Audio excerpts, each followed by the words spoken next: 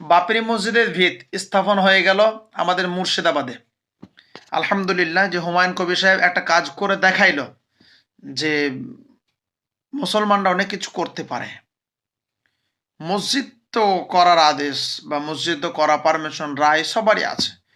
নিজে নিজে ধর্মে মানে উপাসনালয় যে যেখানে বানাতে পারে, জায়গা দেখে ভালো জায়গা পজিশন হলে সে বানাতে পারবে, এটা কোনো আপত্তিকর কিছুই নেই।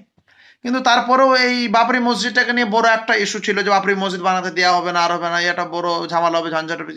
না ভাই, মুসলমান ঝামেলা করার মানুষ তো না, মুসলমান ঝামেলা করতে পছন্দও করে না। কালকে কত মানুষ ছিল, 3 থেকে 4 লাখ মনে হয় মুসলমান ছিল।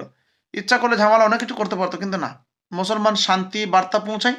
তো শান্তিভাবেই অনুষ্ঠান হয়েছে, শান্তিভাবে ফিতে কাটা উদ্বোধন হয়েছে, ব্যাস শেষ হয়ে গিয়েছে।